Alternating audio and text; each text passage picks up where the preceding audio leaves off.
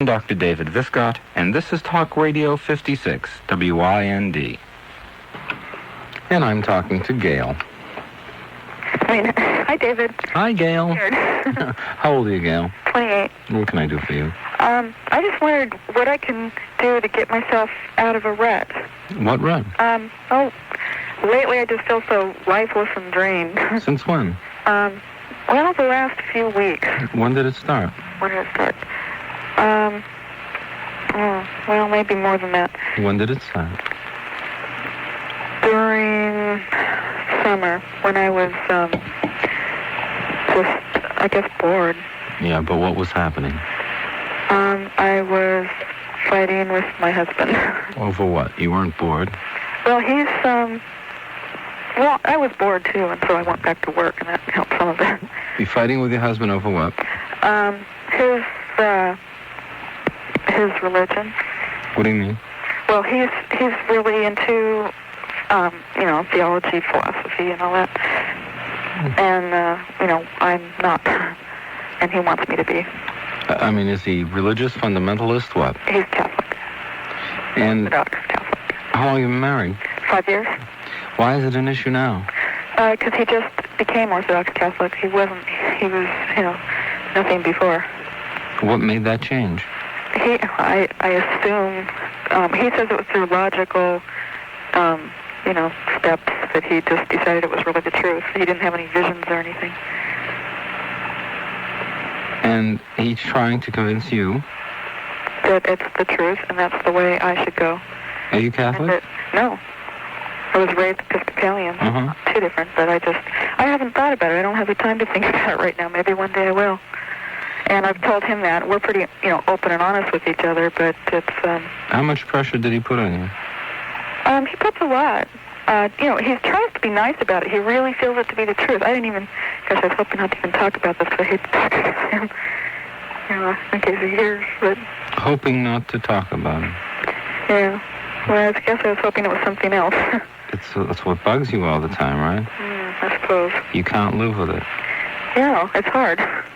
It's hard to live with this man. Yeah, and he takes my kids to church every Sunday. He is hard. He's difficult, but I love him, and I want to make it work. But at the same time, what you're doing is you are holding back all of your resentment of what you've lost. Mm-hmm. You didn't buy into a religious trip. No, I didn't. And you don't like it. No. And it makes you feel what? Oppressed. Perfect word. And when you feel oppressed and the other person is in charge of the finances and the situation... Well, I was in charge of the finances. Well, he was earning the living, right? Yeah.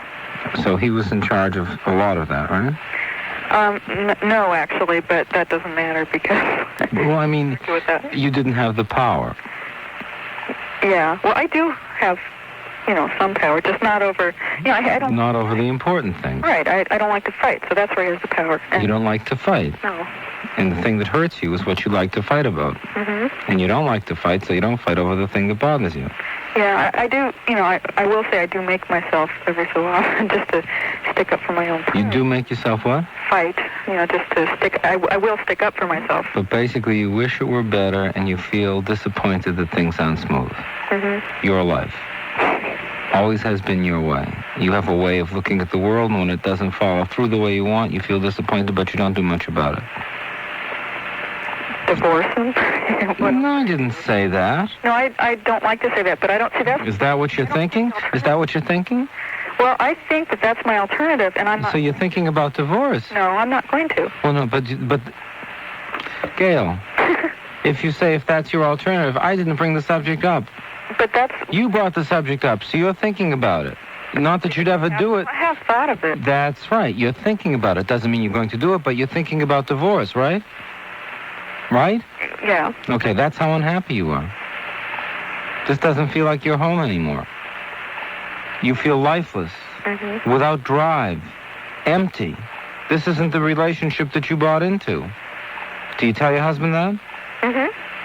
Do you really? Yeah, I do. I do. What does he say? He says he knows it, but he wishes he prays for me. That doesn't help, No. does it? It's kind of high. Yeah. It's pretty patronizing. I'll pray for you, you poor. And He's not dealing with you in a human and he way. has the kids pray for me, and that is awful. That's awful, because you're the lost one. Yeah.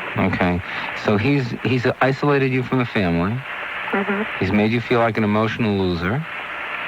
You need to tell him that you're not going to stand for that.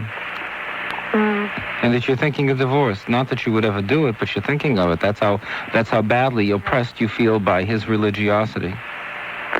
Okay. Stand up for yourself and tell him you've got to work it out. And if you hide from these feelings and you don't express them, you're going to end up getting divorced.